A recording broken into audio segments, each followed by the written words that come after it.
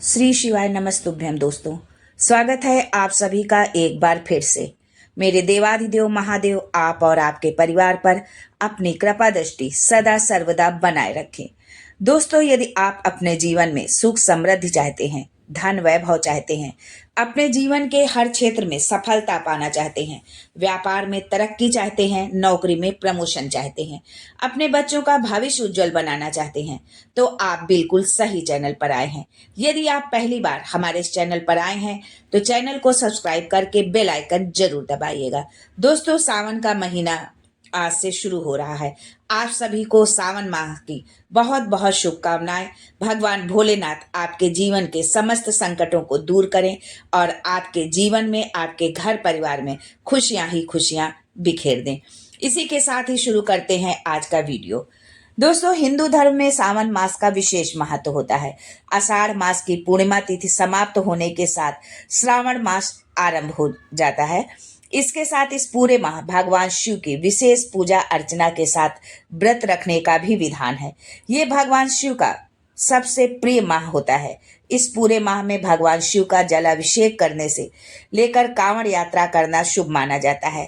धार्मिक मान्यता के अनुसार सावन माह में भगवान शिव की पूजा अर्चना करने से कई गुना अधिक शुभ फल की प्राप्ति होती है और जीवन में चल रहे संकटों से भी मुक्ति मिलती है।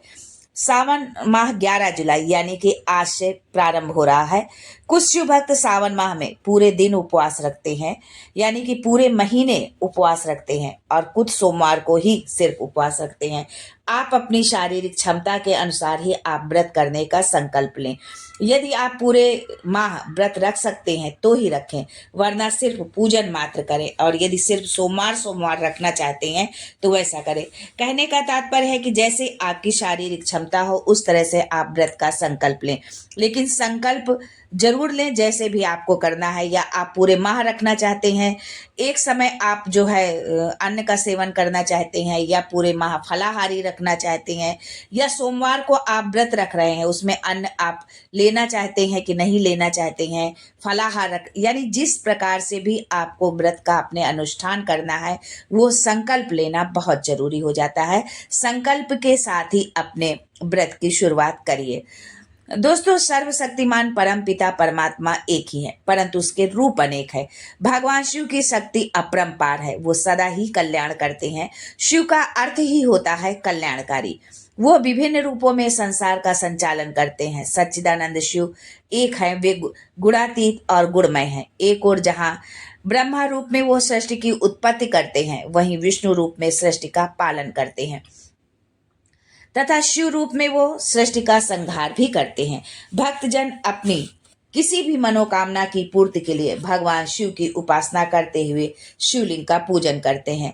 तो दोस्तों, आज के वीडियो में मैं आपको बताऊंगी कि सावन में सोमवार का व्रत कैसे किया जाता है, व्रत के नियम क्या हैं, सावन के सोमवार व्रत में शाम को क्या खाना चाहिए और क्या नहीं खाना चाहिए। लेकिन आगे बढ़ने से पहले आपसे रिक्वेस्ट करती हूँ कि वीडियो को लाइक करिएगा, दोस्तों को शेयर कर दीजिएगा, और अगर आपने अभी तक चैनल को सब्सक्राइब नहीं किया है तो चैनल को सब्सक्राइब करके बेल आइकन जरूर दबाइएगा। दोस्तों, सावन माह की शुरुआत होते ही भगवान शिव के भक्तों के मन में जो है अनंत उत्साह आ जाता है कि हमें भगवान भोलेनाथ की कृपा दृष्टि जो है उनकी मिलेगी, उनका आशीर्वाद मिलेगा, और जो है विधिवत हम उनकी पूजा अर्चना करेंगे। दोस्तों, यदि आप सावन सोमवार का व्रत कर रहे हैं या पूरे सावन माह में आप व्रत कर रहे हैं तो सबसे पहली बात, यदि आप शादीशुदा हैं तो रविवार से ही ब्रह्मचर्य का पालन आपको करना चाहिए। और यदि आप पूरे माह सावन सोमवार का व्रत रख रहे हैं तो सावन शुरू होने से पहले यानी पूर्णिमा से ही आपको जो है ब्रह्मचर्य व्रत का पालन करना चाहिए। और जो है पूरे महीने यदि आप रख रहे हैं तो पूरे माह आपको ब्रह्मचर्य व्रत का पालन जरूर करना चाहिए। लेकिन यदि आपने पूरे सावन व्रत रहने का संकल्प लिया है तो आपको पूरे महीने ब्रह्मचर्य का पालन करना है। आपको पूर्ण शुद्धता का ध्यान रखना चाहिए। यदि व्रत के दौरान आपका ब्रह्मचर्य खंडित हुआ तो आपका व्रत भी खंडित हो जाएगा और उससे व्रत का आपको कोई भी लाभ नहीं मिलेगा। इसलिए इस बात का आप जरूर ध्यान रखें कि हमें ब्रह्मचर्य व्रत का पालन करना है। यदि आप शिवलिंग की पूजा कर रहे हैं तो आपको पता होना चाहिए कि शिवलिंग की पूजा के लिए कौन कौन सी सामग्री चाहिए होती है। जिससे आप आसानी से पूजा कर सकते हैं। तो सबसे पहले हम जानते हैं कि शिवलिंग की पूजा करने के लिए कौन सी सामग्री चाहिए होती है। आपको शुद्ध जल चाहिए, गंगा जल चाहिए, कच्चा दूध, बेलपत्र, धतूरा, बेल का फल, फूल, गन्ना, फल, प्रसाद, शहद, दही, सफेद चंदन, घी का दीपक, भोग, अक्षत। ये सामग्री जो है आपको पहले से ही एकत्रित करके आपको अपने पूजा स्थान पर रख लेना है। शिवलिंग की पूजा करते समय आपको कुछ सावधानियां का भी जरूर ध्यान रखना चाहिए। यदि आप उन जो है सावधानियों को ध्यान में रखते हैं तो आपको पूजन का पूर्ण फल मिलता है।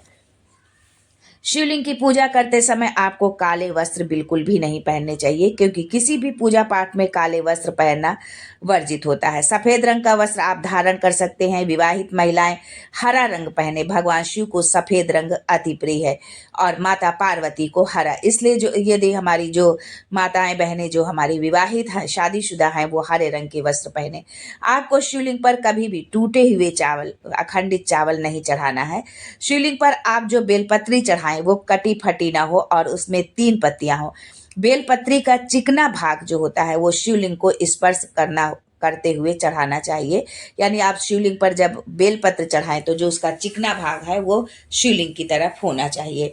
आपको शिवलिंग में कभी भी केतकी का फूल और जो है लाल नीले रंग का फूल नहीं चढ़ाना चाहिए, लाल रंग का। यदि आप गर्भवती हैं तो शिवलिंग की पूजा ना करें, क्योंकि शास्त्रों के अनुसार गर्भवती महिलाओं को शिवलिंग की पूजा नहीं करनी चाहिए। शंख से जल अर्पित नहीं करना चाहिए। शिवलिंग पर नारियल पानी नहीं चढ़ाना चाहिए। शिवलिंग की पूजा में हल्दी कुमकुम का उपयोग नहीं करना चाहिए। दोस्तों, यदि आप शिवलिंग की पूजा कर रहे हैं तो आपको उसकी विधि पता होना चाहिए। तो आइए आगे हम जानते हैं कि शिवलिंग की पूजा हमें कैसे करनी चाहिए। आपको प्रातः काल सूर्योदय से पूर्व उठकर स्नान आदि से निवृत्त होकर स्वच्छ वस्त्र धारण करना चाहिए। इसके बाद ऊपर बताई गई संपूर्ण सामग्री को पूजा की थाल में रख लेना चाहिए। इससे आपको पूजा के दौरान संपूर्ण सामग्री एक ही जगह मिलेगी, जिससे आपकी पूजा बिना किसी व्यवधान के संपन्न हो जाएगी। शिवलिंग का अभिषेक करें। सबसे पहले जल से या गंगा जल से अभिषेक करें। यदि गंगा जल अधिक मात्रा में नहीं है तो आप अपने जल में ही गंगा जल जो है मिला लें। पहले गंगा जल और उसके पश्चात जो है आप शुद्ध जल को डालें। जो है उसमें जो है बाद में उसमें साफ पानी आप भर लें। जो है गंगा जल डालने के बाद दूध से जल अभिषेक करें। दही, शहद, शक्कर से जल अभिषेक करने के बाद पुनः जल से अभिषेक करें।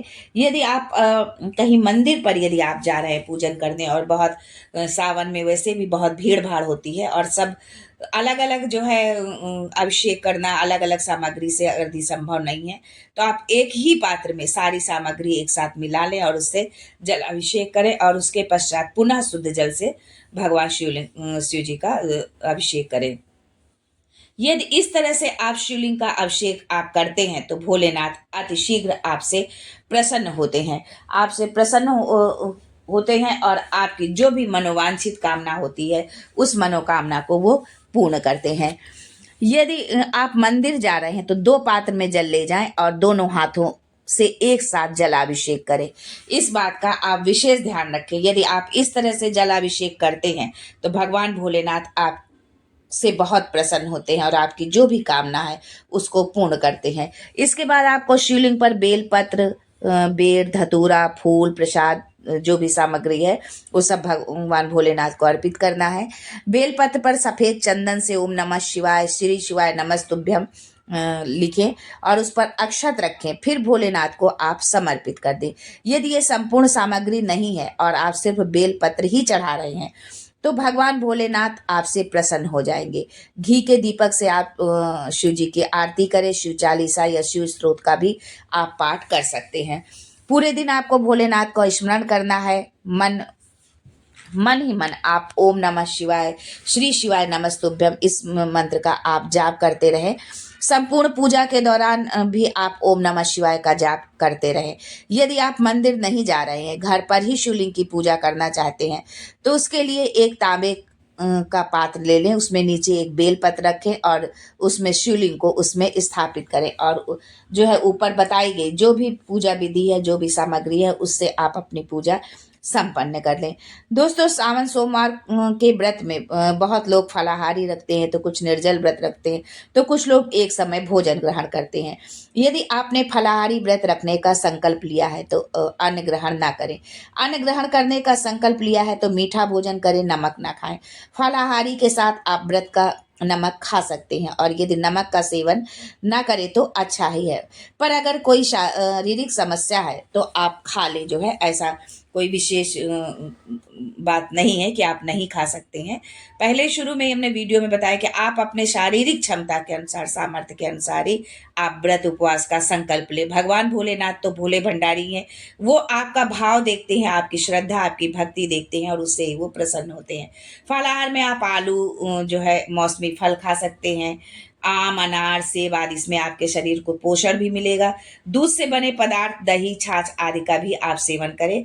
जो है अब आगे हम जानते हैं कि व्रत में हमें क्या नहीं खाना चाहिए। जो है व्रत में किन चीज़ों को खाना जो है वर्जित होता है, उनको खाने से हमें बचना चाहिए। व्रत में आप लहसुन प्याज का जो है प्रयोग न करें, जो है लहसुन प्याज खाने से बचें। और इसके साथ ही जो है आप जो भी खा रहे हैं उसमें जो है मांस, मदिरा, इस तरह की चीज़ों का जो है सेवन नहीं होना चाहिए। पूरी सात्विकता वाला आप भोजन करें। आप बैगन जो है ना खाएं, पत्ती वाली सब्जी ना खाएं, और वैसे भी जो है इसमें बारिश के मौसम में पत्ती वाली सब्जियों को नहीं खाना चाहिए। इन सब चीज़ों का आप ध्यान रखें, विशेष करके कि आप लहसुन, प्याज, मांस, मदिरा, इन सब चीज़ों का सेवन बिल्कुल भी ना करें, सात्विक आहार करें। और इस तरह से अपने पूरे सावन माह जो है अपने पूजा पाठ, आराधना, जो भी आप जैसे भी करते हैं वैसे करते हुए भगवान भोलेनाथ की का जाप करते रहे, भगवान भोलेनाथ की पूजा अर्चना करते रहे। भगवान भोलेनाथ आपकी संपूर्ण मनोकामना पूरी करे। इसी कामना के साथ आज के लिए बस इतना ही। फिर मिलते हैं कुछ नया, कुछ अलग, कुछ अद्भुत लेकर। तब तक के लिए हर हर Mahadev, and thanks for watching my video.